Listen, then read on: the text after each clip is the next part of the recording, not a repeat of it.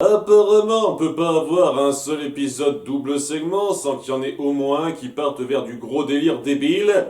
Oui, depuis le début de cette série, c'est toujours le cas. Même quand il y a un épisode qui me plaît globalement, c'est souvent dû à un épisode, un demi-épisode, et à côté, l'autre demi-épisode est assez médiocre en comparaison. Aucun épisode double segment, jusqu'à présent, n'a réussi à mettre en place deux segments qui donnaient l'impression d'avoir été aussi bien travaillés l'un que l'autre. Enfin, sauf si c'était de qualité médiocre les deux, mais voilà, c'est un peu frustrant parce que voilà, c'est le genre de choses qui aidera pas à créer de grands épisodes. Hein. Il va y avoir beaucoup de pouces levés, quoi, si la quasi-totalité des épisodes sont des doubles segments, hein, à quelques exceptions près, et si la plupart de ces doubles segments, il y a une différence de qualité aussi notable à chaque fois. Je veux dire, l'épisode précédent, malgré le fait que j'ai des choses à redire sur le second segment autour de Ludo, il était quand même réussi. Et à côté de ça, il fallait qu'il y ait le premier segment qui soit complètement con.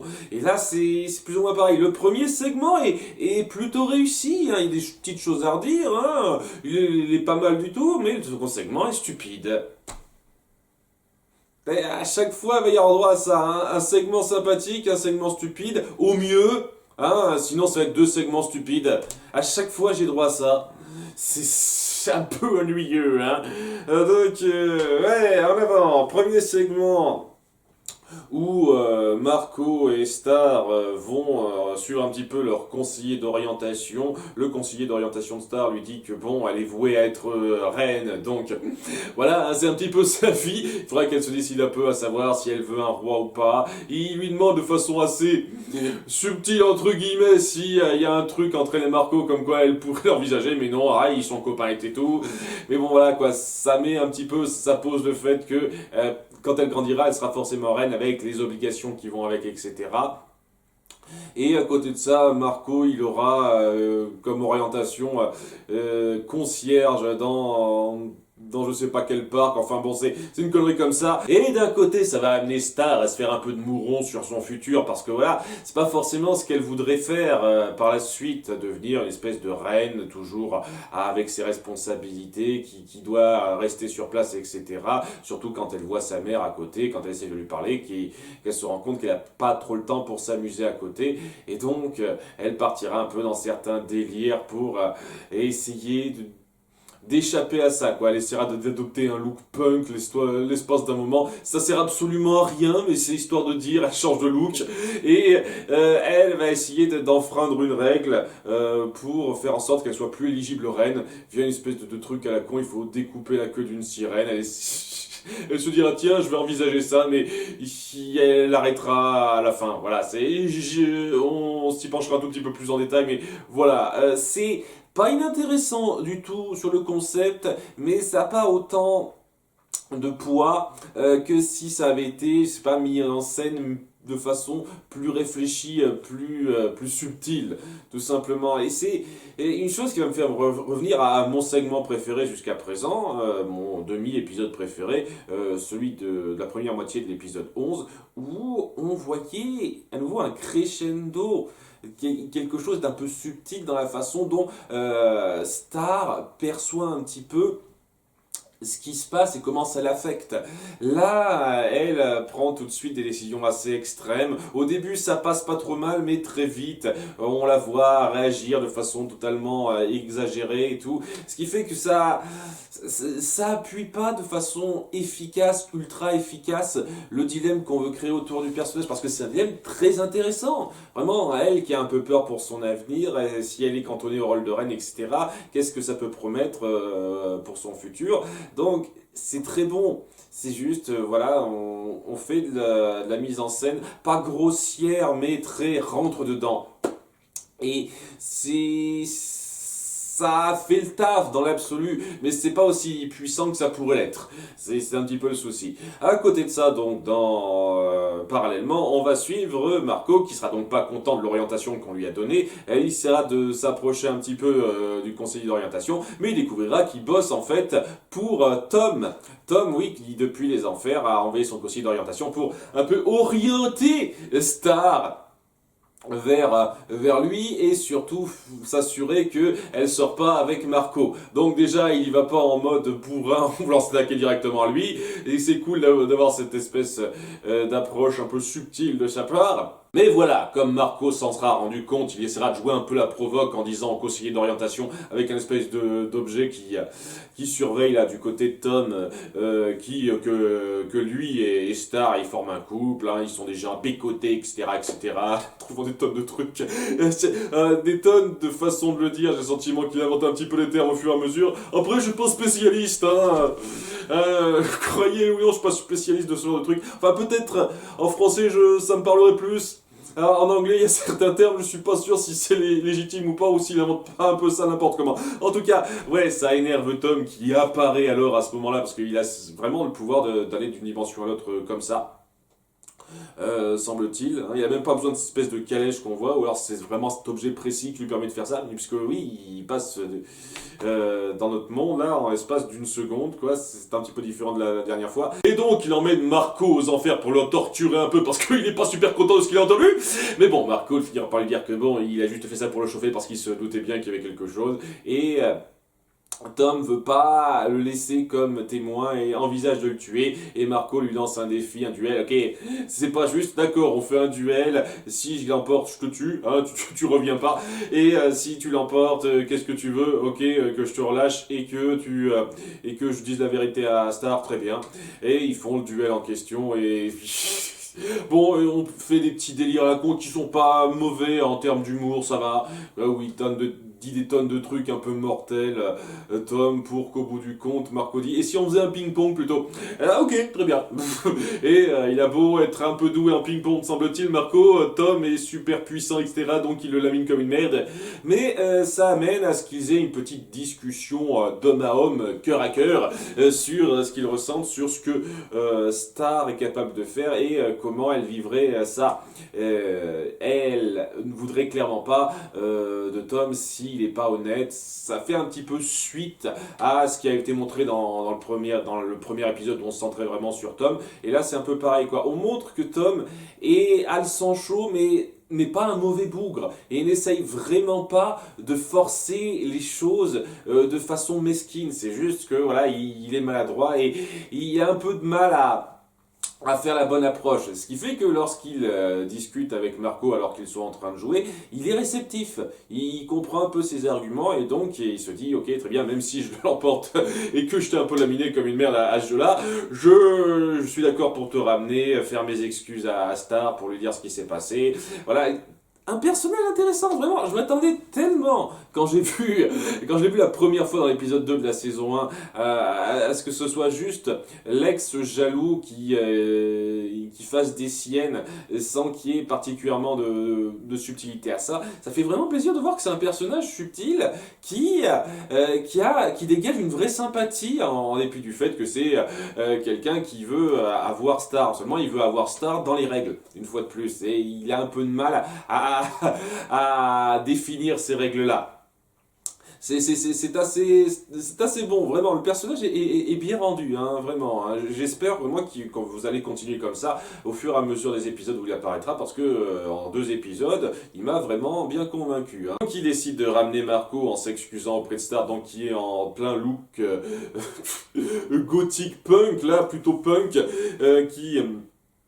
Donc il s'excuse en disant que c'est pas juste, je devais pas te donner cette impression-là, mais elle se rend compte quand même qu'elle sera forcée d'être reine. Mais Marco la console en disant, tu sais, c'est pas parce que tu vas être reine que tu seras obligé de faire ça comme suivant les règles de ta mère, tu peux plier les règles un petit peu à ta volonté, apparemment, hein, puisque tu seras reine, donc...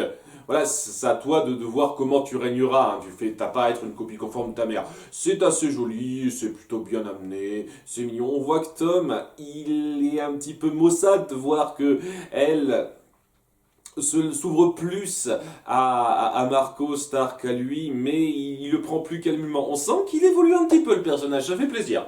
Voilà, et donc il finit par partir et ça se termine plus ou moins là. C'était un assez bon demi-épisode qui mettait en avant le dilemme de Star quant à son futur et qui faisait bien évoluer le personnage de Tom et un petit peu sa relation avec Star et avec Marco. C'était plutôt bien foutu à ce niveau-là et c'est que si vous aviez été plus subtil dans la mise en scène quelques moments, à plusieurs moments, ne serait-ce que pour illustrer que Star veut se dédouaner de ses responsabilités à un moment donné parce qu'elle a peur de ça. Ça aurait été, je pense, un épisode bien foutu, très bon. C'est pas tout à fait à ce niveau-là parce que voilà, vous êtes toujours un petit peu trop rentre-dedans dans votre mise en scène.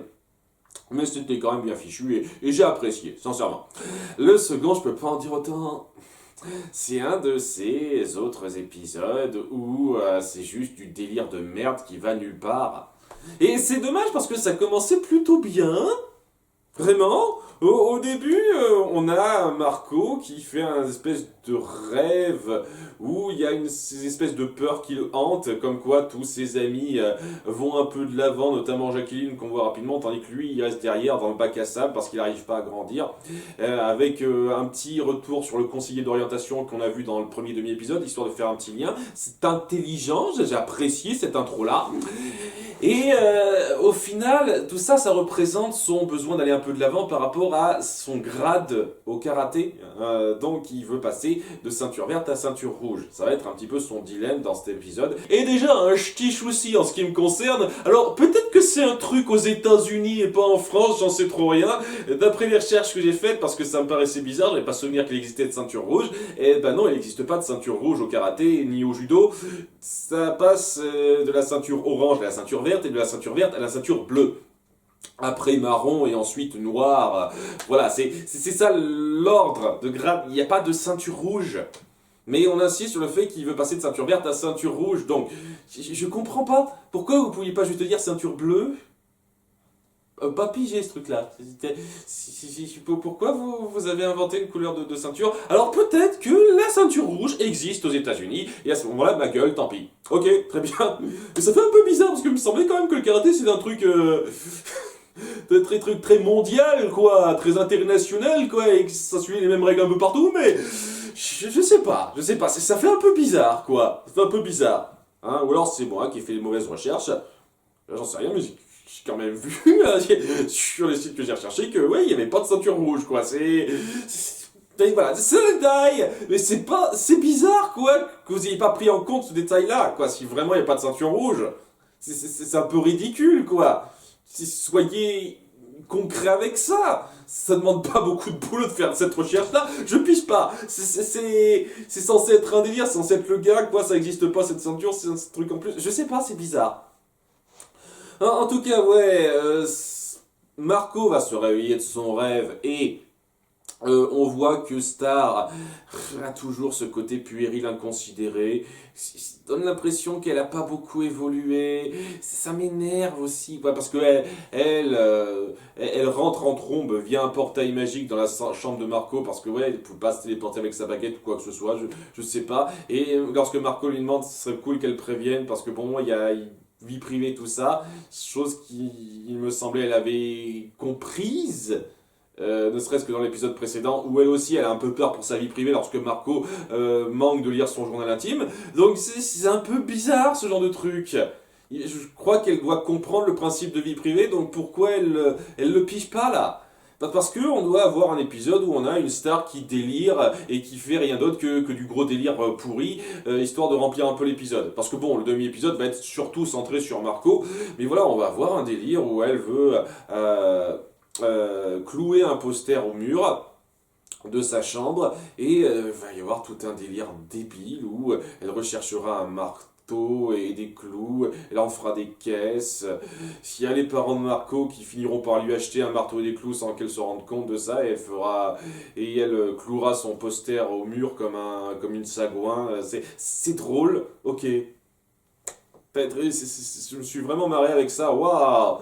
J'ai juste l'impression de perdre mon temps avec ça. Et c'est honnêtement pas pire que ce qu'on va avoir dans l'intrigue centrale, puisque Marco veut donc avoir sa ceinture rouge et demande à donc son sensei, son professeur de dojo, de lui accorder, parce que d'après ce qu'il dit, ça fait 5 ans qu'il est ceinture verte, qu'il n'a pas progressé. Ça veut dire que bon, 5 ans, il avait 9 ans, ou alors il a 15 ans maintenant, parce qu'il me semble qu'il a 14 ans au début, donc là il a 15 ans maintenant, donc il a 10 ans, il a eu sa ceinture verte à 10 ans, merde!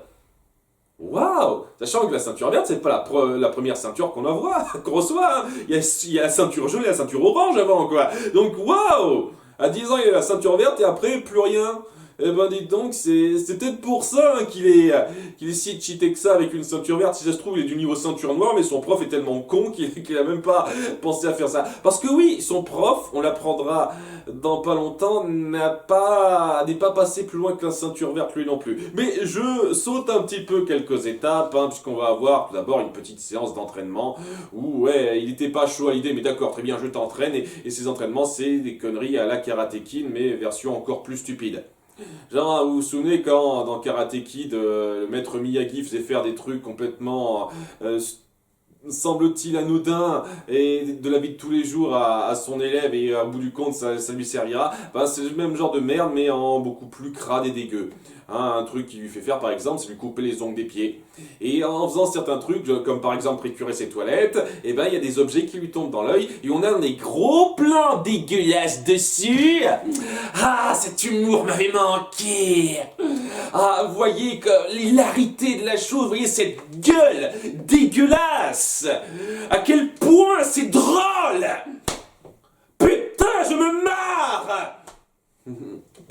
Non, excusez-moi, hein. Je me calme. Donc, ouais, après ces entraînements à la Karate Kid de mes couilles, et qui n'apportent pas grand-chose, en dépit du fait que c'est censé aider à quelque chose à la fin, et il finira par se rendre compte, Marco, que son prof est en fait une version loser de lui-même qui a pas décollé. En fait, c'est lui, c'est comme si c'était lui qui était resté bloqué à cet âge-là pendant 30 ans de plus, presque parce qu'il vit encore chez sa mère à 38 ans, et il n'est pas allé plus loin que la ceinture verte, ce qui est complètement ridicule et pas logique du tout. Parce que déjà, comment on peut être prof de karaté sensei dans un dojo si on n'a qu'une ceinture verte? C'est possible ça? C'est une auto-entreprise, on fait pas gaffe à ce genre de qualification où il a menti sur son CV, un truc comme ça, mais à ce moment-là, si il a seulement sa ceinture verte et qu'il n'ose pas donner des ceintures au-dessus de ça à ses élèves, parce que bon, lui, il a pas dépassé ce truc-là. Comment ça se fait qu'il en ait donné une ceinture noire à Jérémy? Vous savez, le rival de Marco à ce niveau-là? C'est quelqu'un d'autre qui lui a donné, même s'il suit le dojo de Marco. C'est complètement ridicule au sein de la série, en termes de logique, sur tellement de points, ce truc.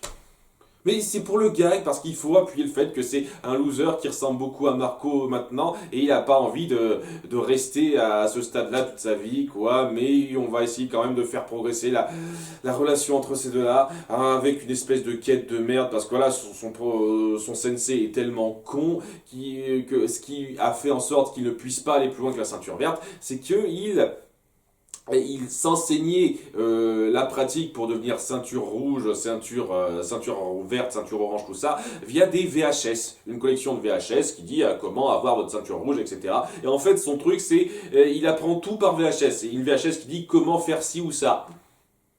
C'est ça le truc du personnage, c'est le gag. Il est stupide. Voilà, c'est ça le truc du personnage. C'est très drôle ça aussi, hein. Et donc, ouais, Marco, plutôt que, je sais pas, chercher un autre prof qui soit compétent ou lui expliquer que c'est peut-être pas que comme ça qu'on peut apprendre à devenir une ceinture rouge, je dis ok, on n'arrive pas à trouver les éditions de ces trucs d'entraînement sur le net, il faut qu'on recherche les VHS IRL, hein, dans la vraie vie, hein, il lui explique à son prof parce qu'il sait pas, hein, histoire de dire ah on parle de James, vous comprenez pas, et voilà quoi, ça va être une quête de merde où ils essaieront de chercher pendant genre 30 secondes, son prof finira par lâcher prise et il essaiera plus quoi, il abandonnera vaguement au bout de 30 secondes parce que voilà, c'est une merde ce type. Et Marco se dira ok, allez vous faire foutre, je vais la chercher moi-même cette VHS. Et il finira par trouver, comme par hasard, il tombera comme par hasard sur un magasin qui vend des VHS rares. C'est le gaga, je vais pas en trouver un par hasard comme ça, et puis paf, il en trouve un par hasard comme ça. Oh là là, quelle coïncidence, quelle hilarité, oh, oh, oh, écriture de génie.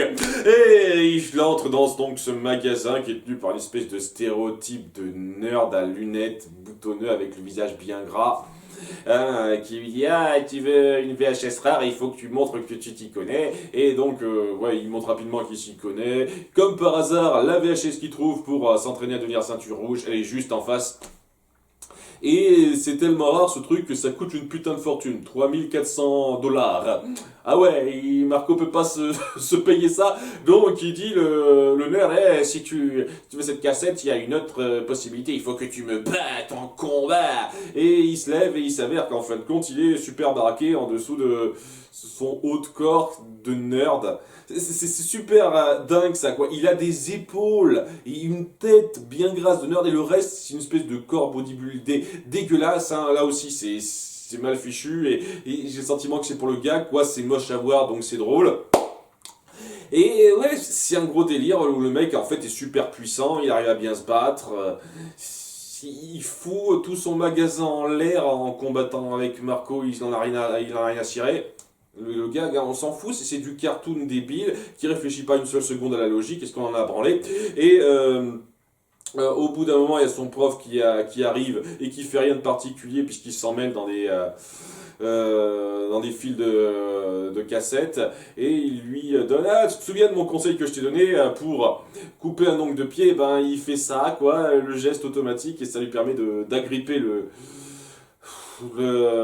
l'orteil du mec alors qu'il fonçait vers lui pile poil à la bonne hauteur. C'est le genre de position dans laquelle on n'est pas souvent et grâce à ça lui permet de mettre le mec à terre. Et étant donné qu'il est mis à terre rapidement comme ça, il s'avoue vaincu alors que Marco a été mis à terre quelques reprises avant, il n'est pas considéré comme vaincu. Mon cul. Voilà. Et donc le mec s'avoue vaincu, son magasin est à moitié détruit mais il s'en fout, il est content, tenez voilà la cassette. Et grâce à ça, ils la regardent tous les deux hors champ et ils deviennent tout d'un coup ceinture rouge parce que la logique, on l'encule. Voilà. Un truc qui a amené quelque chose qui se mérite ou quoi que ce soit. Non, c'est juste du gros délire de merde. Voilà. C'est tout ce que c'était. Ça n'a aucun intérêt, c'est stupide. Ça raconte rien. C'est rien. Voilà, c'était rien, quoi, une perte de temps débile. Les gags sont pas drôles, c'est juste de l'exagéré aléatoire. Si c'est votre type d'humour, tant mieux, vraiment, là, c'est le pire niveau d'humour, on a déjà eu droit à ça à quelques reprises avant dans cette série, mais voilà, c'est le pire niveau d'humour de la série. Cet épisode était nul. Voilà, ce demi-épisode était mauvais et une grosse perte de temps bien irritante. Et voilà, quand on est habitué à ce que la série nous raconte quelque chose de prenant, ce genre d'épisode devient encore plus irritant. Parce que voilà, la série montre qu'elle peut faire quelque chose d'intéressant, de sympathique, et à côté de ça, ça retombe dans cette espèce de routine comique gaguesque de merde.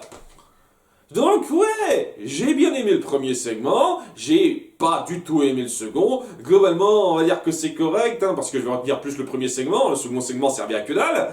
Mais voilà, ça reste irritant, frustrant de voir qu'un épisode sait pas maintenir un niveau de qualité sympathique lorsque c'est en double, en deux segments. Voilà, donc voilà, je retiens surtout le premier segment qui vaut le coup. Le second segment, je le reverrai plus jamais de ma vie. Et j'en sais rien, peut-être que par la suite ça arrivera à mieux s'équilibrer. Tout ce que j'espère, en tout cas, j'ai le sentiment que ça va rester comme ça un bon petit moment, quoi. Que quel que soit l'épisode que je regarde, il va toujours y avoir au moins un demi-épisode qui partira sur des débilités de ce genre. À un certain degré, à un plus ou moins fort degré, mais toujours, quoi. Vivement les épisodes qui sont seulement uni-épisode et pas en deux segments, je pense que ceux-là risquent de moi m'ennuyer. En tout cas, à bientôt pour la suite. Bye.